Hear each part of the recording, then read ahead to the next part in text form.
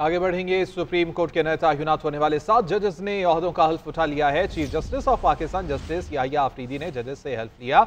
Justice Amir Farooq, justice Hashim Kakar, justice Ishtiaq Ibrahim ने हल्फ उठाया। Justice Shakeel Ahmed, justice Shafi Siddiqui, justice Salahuddin ने भी हल्फ उठाया है। जस्टिस मियां गुल हसन औरंगजेब ने बतौर कायम मकाम सुप्रीम कोर्ट जज का हल्फ उठाया। सुप्रीम कोर्ट में नए तयनात जजेस को शामिल करके 9 रुकनी बेंच तश्कील दिया गया और 10 मुकदमात की समाअत भी की। सुप्रीम कोर्ट में 6 नए जजेस और एक एक्टिंग जज ने ओहदे का हल्फ उठा लिया। Chief justice of Pakistan justice Yahya Afridi ने जजेस से उनके ओहदे का हल्फ लिया। सुप्रीम कोर्ट में पहली बार तकरीब हल्फ बर्दारी अदालती इहाते में मुनाकिद हुई।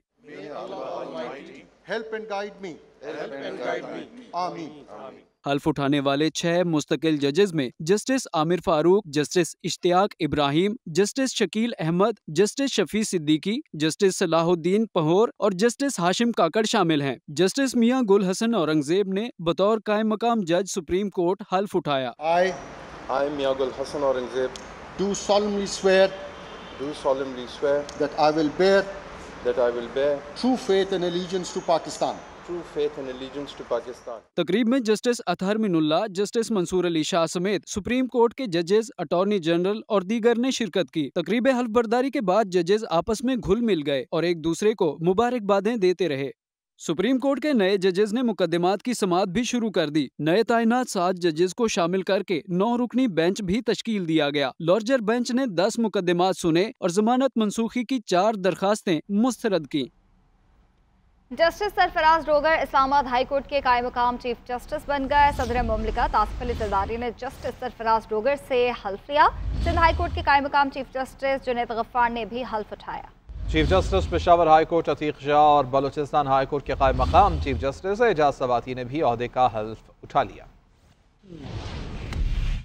सुप्रीम कोर्ट में हल्फ बर्दारी तकरीब के बाद जस्टिस मंसूर अली शाह की सहाफ़ियों से गैर रस्मी गुफ्तगू। सहाफ़ी ने सवाल किया, कहा जाता है कि आप काम नहीं करते। जवाब में जस्टिस मंसूर अली शाह बोले कि मुकदमात निपटाने की शरह देख लें, किसके कितने फैसले कानून की किताबों में शाया हुए सब आपके सामने है। तमाम रिकॉर्ड सुप्रीम कोर्ट की वेबसाइट पर मौजूद है। रेफरेंस के हवाले से इस सवाल पर उन्होंने कहा, जब रेफरेंस आएगा तब देखेंगे। जब कुछ गलत किया ही नहीं तो रेफरेंस का डर क्यों? अल्लाह मालिक है। किसी से कोई जाती अनाद या इख्तलाफ नहीं। बाकी तमाम जजेस के साथ मुलाकात होती है, इकट्ठे चाय भी पीते हैं।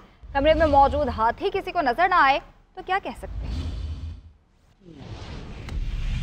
सेनेटर इरफान सिद्दीकी कहते हैं, हुकूमत का जजेस के खिलाफ रेफरेंस भेजने का कोई इरादा नहीं है। सियासतदान तो वॉकआउट और बाइकआउट करते हैं, लेकिन जज साहिबान का वॉकआउट या बाइकआउट करना इन्होंने कभी नहीं देखा। जबकि सबको पता है कि वो कौन से 2 जज साहिबान हैं जिनके खिलाफ रेफरेंस लाने की बातें हो रही हैं। जजेस में तकसीम कोई नई बात और कोई अच्छी बात भी नहीं है। उन्होंने मजीद कहा कि अदालतें, सूबे और इंतजामिया काम कर रही है, मुल्क के इशारिये बेहतर हो रहे हैं। सियासी अदम इस्तेहकाम ने क्या बिगाड़ लिया?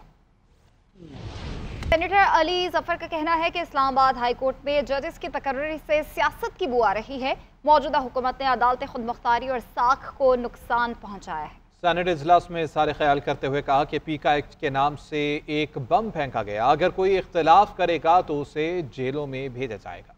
जजेस की जो सीनियरिटी का इशू है उसमें सियासत की बू आ रही है। वह बहुत सारे IMF के प्रोग्राम्स आए हैं, लेकिन आज तक ऐसा नहीं हुआ कि किसी भी इदारे को ये इजाज़त दे दी जाए कि वो जाके चीफ जस्टिस ऑफ पाकिस्तान को पूछें कि आपका निज़ाम कैसा है, जिस तरह एक स्कूल मॉनिटर होता है। सोशल मीडिया को फेक न्यूज़ की मद में, यानी गलत खबर की मद में, इस मद में कि हम गलत खबर कंट्रोल कर रहे हैं, उन्होंने एक और बॉम्बशेल फेंक दिया और वो था पीका।